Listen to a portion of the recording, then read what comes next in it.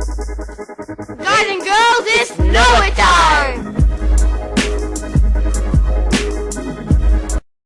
So your first lesson today is actually called graphing absolute values. Graphing absolute values. Okay.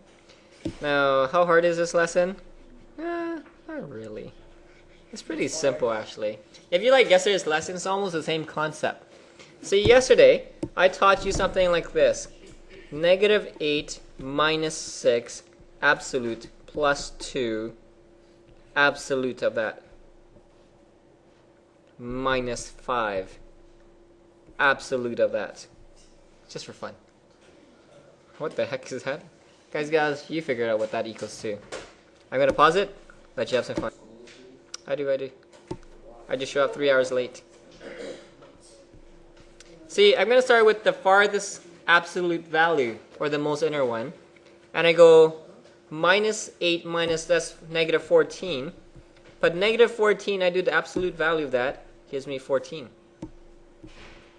Then I work with outside, which is 14 plus 2 is 16. 16 minus 5 is 11. And I take the absolute value of that regardless of what it is. And you have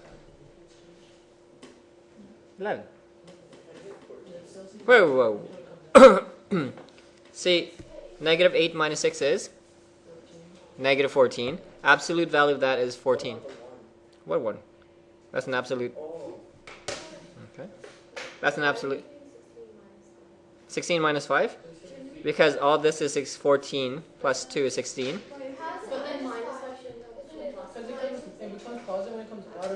Yep. Okay. See, this minus sign, it just means that you're going to do the minus, and then once you get your answer, it becomes positive. That's why it's not plus 5. So don't get mixed up.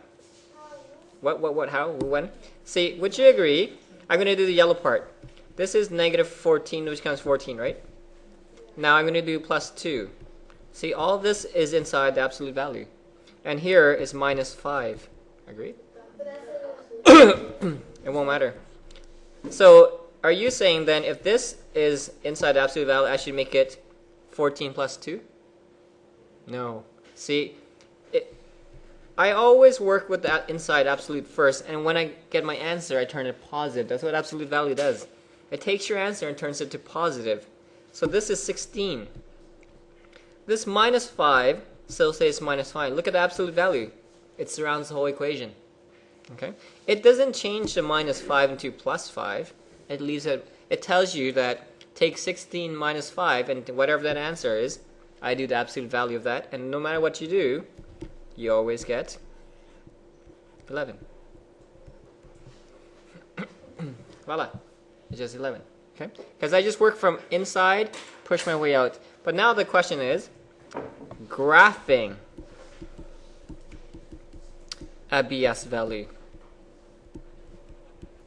And this is where I want to teach you what to do today. Graphing, pretty simple actually. It's not that bad. Okay. So guys and gals, it's Know It time. The only time of the day when you actually love.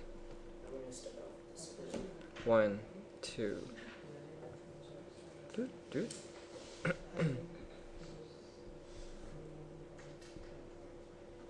This is what you had last time. Here is your lesson for today. I'm going to draw a graph. And I'm going to show you where students make errors. Here's my graph. Here's my grid. My graph will be a simple parabola. This is a parabola or parabola. I'm going to say this is y equals to f of x. You'll be given a lot of this on your exam. They're going to say graph y equals to absolute f of x. Here is where a lot of students will make error.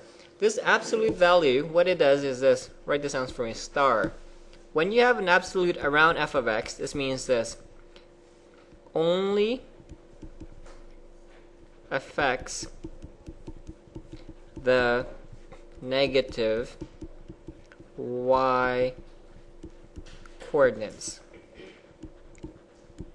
It only affects the negative y coordinates. It doesn't affect the positive.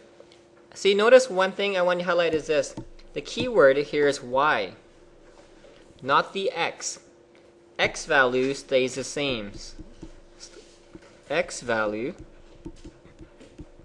stays the same. A lot of people change their x values too. Your x values never change, only the y coordinate. I'm going to look at this equation. I want you to highlight the part that's in the negative y coordinate right now. And would you agree there's only one part, this part, that's in the negative y coordinate? That's the only part. Guys and gals, what absolute value does is it takes your negative y coordinate and it turns it into positive. So I want you to imagine what happens when you flip this and make it positive and draw in your graph for me. Okay. Yeah, draw it in. So it's going to look like a... See? Sorry? No, not that. I'm just showing you. So that's my new graph. Let's say if this point was... Whoa. Let's say this point was negative 2. This point up here would be at 2. It only changes the y coordinate, not the x. See, my x stays the same. I only take the y pieces and I make it positive. Try this on your own.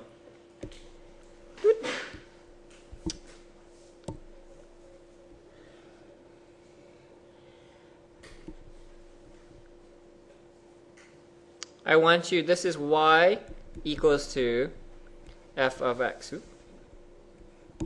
F of x. Graph y equals to absolute f of x. Good luck. If I look at this graph, in reality, there's only two pieces that are the negative y coordinate. One is here, and one is here. So we're going to imagine, I'm going to flip these over. If I flip it over, it should look something like this. Okay. That's what it looks like. So your final graph looks like this. It looks like there's this mythical sea creature in Okanagan. I think it's Okanagan. Or Ogopogo. Great Lakes, potato, you know. Here's my Ogopogo. That people say it exists, but does it really exist? It lives with Bigfoot. Bigfoot's true. Didn't you hear the story of that guy who paid $50,000 for a dead body of Bigfoot? You didn't hear the story? It's a famous story. Yeah, and it wasn't a body. Yeah. So, here we go. Y equals to... Actually, I'll give you... What if I give you something like this? Not yet. I'll give you inside. 2x minus 3. See, in this question, notice you're not given the graph, but instead, you're given an equation. They're going to say, graph this. Okay? I'm going to show you how to graph this. There are many techniques of graphing this. The easiest technique really is, okay, I'm going to show you that now, how to graph absolute equations. ABS equations. There are many ways of doing this. Some people like to create a table of values, but I find that way very dumb because it's too much work. I'm going to show you. What you're going to do is 1. I call this my steps to success. Steps to success. Double C, double S, and you always succeed. 1. Graph the original equation. So what I'm going to do is I'm going to graph the original equation. 2. what I'm going to do next, I'm going to apply absolute values. So here's how we're going to do this. I'm going to pretend there's no such thing as absolute values. Guys and gals, draw a sketch. Y equals to 2x minus 3. I've taught you how to do this before. 2x minus 3. There are two ways of graphing. You can either do quick and dirty sketch, but to make it more accurate, I want you to find the x-intercept and the y-intercept. Oh, yeah, ooh. Harsh, what type of graph is this? A parabola, a line, a what? So we know it's a straight line. Guys and gals, find my x and y-intercept. Back in the days, I taught you how to find x and y-intercept. That was like last month. If it's x-intercept, we let y be something. 0. So we go 0 equals to 2x minus 3. Solve for x. 3 over 2. So my x-intercept is 1.5. Find the y-intercept. See, if it's a straight line, I can do this because I know exactly how this is done. In every graph, the original graph, you find your x and y-intercept. That's the key. It's -3. -3 is correct. So you go y equals to 2 times 0 minus 3. Some people, please do not do this, think it's 17. Say, Mr. No, 2 zeros, that's 20. Okay? I actually had grade 8s that say, Mr. No, that's actually 20 minus 3. You got it wrong. Guys, this is 2 times 0. Please do not be my grade 8s. And I just bang my head against the door and say, what happened? Where did it go wrong? So this is actually -3. Plot 1.5. Again, we're going to play the guessing game. I'm going to say 1.5 is right there. Put in -3. I'm going to say -3 is right around here. Draw a line, straight line. See? Do it. There's my graph. This is y. Think of this as y equals to f of x. I want you to graph y equals to absolute f of x now. You can do this on your own.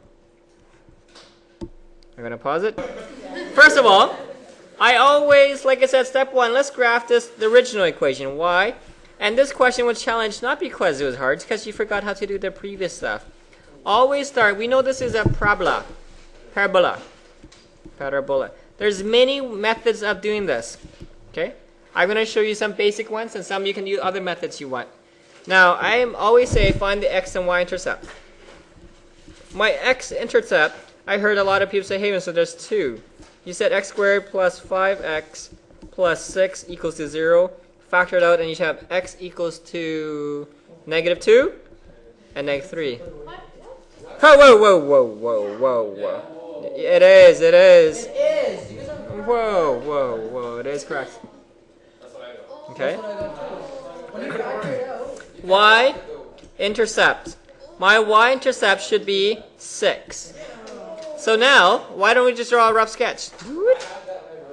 Now, the next issue is I heard some of you ask is, Mr. No, is this graph facing up or facing down? Up. How do you know? Well, because there's no negative sign for x squared. Let's put it in. You can do whatever you want. So, yep, no problem. So this is -3, -2, and, whoa, that's negative. -2, and it has to hit 6 somewhere here. So we know my parabola, let's just draw a rough sketch of parabola. Rough. Now, a lot of people ask, Mr. No, what should the vertex be? That's what I'm looking for. Would you agree that the vertex is dead on halfway between -2 and -3? Dead on. So my vertex should be -2.5. But what is the y coordinate going to be? -1.5. Because here's how we do this. Y equals to, we plug into my formula, -2.5 squared plus 5 times -2.5 plus 6. How do you get 2.5? Because the vertex is dead on between the two x-intercepts. It's always dead on. Always. Okay, so now we're going to plug it in. See, this is one method. So another method is called completing the square, which I'll show you both methods. Way too long. Okay. Up to you. There's many methods of doing this, like I said. So again, we're going to solve this, and I'm going to trust Harmeet's answer, which was, what is it, Harmeet? Negative 1.5? Negative Are you 1. sure? Because I didn't do that. I like used. Okay, guys, why don't we just take a minute and solve, because Harmeet says, Mr. No, I'm not going to be sure. So negative 2.5 squared plus 5 times negative 2.5. Yes. Yeah, I guess. Well, I took a guess. plus 6. Negative 0.25. So this number is negative 0.25, which is right around negative 0.25. So that's my vertex. So when I flip it, see, this is the part I'm going to flip. I'm only going to flip that part. This part, the key, as when I walk around, I was looking for the vertex right here. If I flip this vertex, tell me my new coordinate right now. Negative 2.5. Ah, not 2.5. That's where you went wrong. It never changes the x value. Never. A lot of you keep on changing the x value. It only changes the y value. Negative 2.5 and 0.25. See? Hey. When you're asking for the vertex, you want the new one or the bottom? Potato, potato. So my graph looks like this. I'm going to highlight it for you. So who got this question right? Voila. Okay. Now method 2 is a method called completing the square, CTS. CTS works like this. If you forgot how CTS works, I'm going to show you right now. You have to know this for your exam. And on your test, I'm going to ask you to complete the square too, so you got to learn how to do this. X squared plus 5x, because if the question says graph using completing the square technique, I'm going to refresh your memory. I put a bracket around the first two terms right now. Done. I take the number in front of x. Well, remember, this number has to be plain. There should be no coefficient for x squared. I divide this number by 2, and then I got to do one thing with it. Square it. So it'll be x squared plus 5x plus, now 5 divided by 2, which is 5 squared, is going to be 25 over 4 minus 25 over 4 plus 6. I'm going to use fractions. Then, completing square says I'm going to bring out one thing. Bring out the negative part. And just drag it out. Okay, say baby bye bye bye. Gone. And now what I get is x squared plus 5x plus 25 over 4 squared minus 25 over 4 plus 6. It becomes Oh, sorry, I jumped steps. There's no square here. So now, what I can do is I'm going to use a shortcut method to rewrite all this stuff into one nice square. So this whole thing becomes x plus 5 over 2 squared minus, because the shortcut technique is to go from here to here in one shot, we take the number, the coefficient in front of x, divided by 2, which is 5 over 2, and then you square it. Okay. So here is your, so from this, I know my vertex right off the bat. Negative 2.5 and negative 0.25. That's my vertex just by looking at this. Okay. This is called completing the square. Some of you need more practice with this. Sometimes I will give you the formula and you don't have to complete the square. What if I give you this? I want you to solve it by completing a square. Y equals to absolute negative 2x squared minus 3x plus 2 and absolute. Question?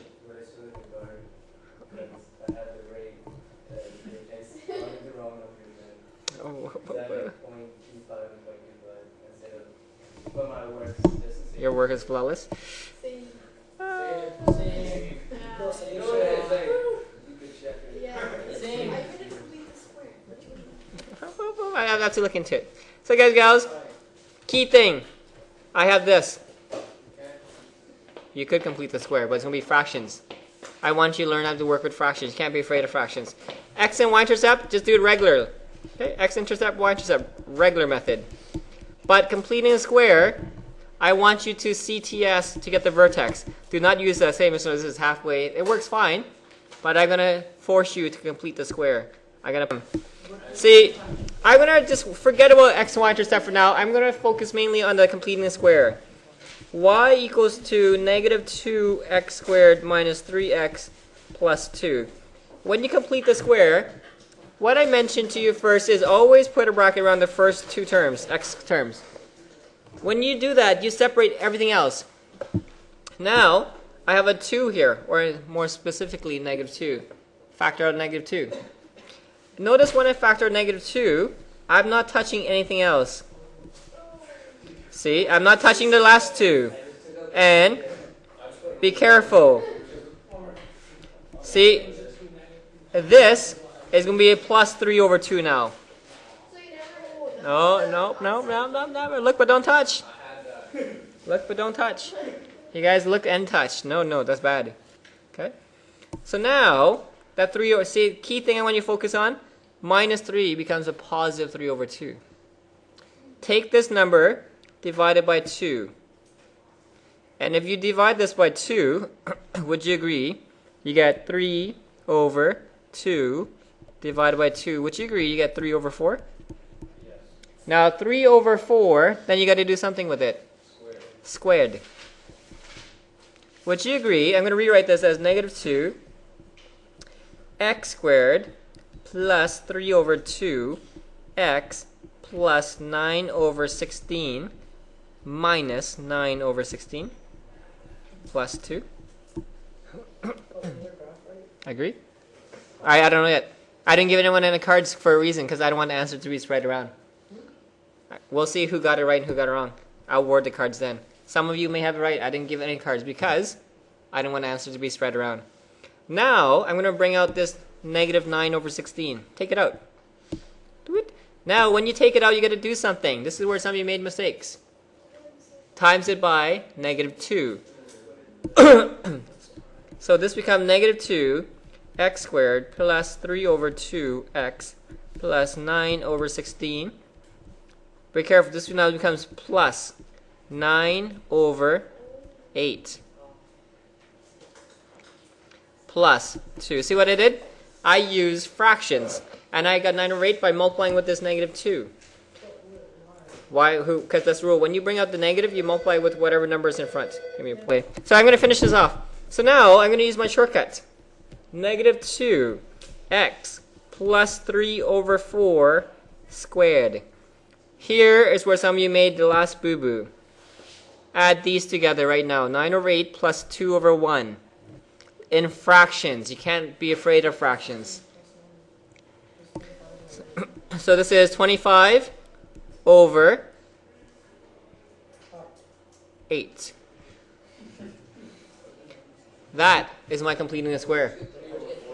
Whoa, how do you get 25? Okay, how do you get 3 over 4? To do, I take 3 over 2 divided by 2. To get 25 over 8, I go 9 over 8 plus 2 over 1, which is 16 over 2. 16 over 8, agree? Hi.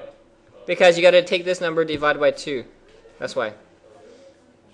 So therefore, my vertex, what I'm really looking for is negative 3 over 4, comma, 25 over 8. 25 over 9 over 16. We're talking about 9 over 16. It just reduces, breaks down to this. So now, guys and gals, you can do the rest, which is x, y-intercept, graph it out. But this is the level you have to be able to do on your test. There will be completing squares using fractions. You cannot be afraid of that. Your work, which I will give you after break and time to work on. Page 375 numero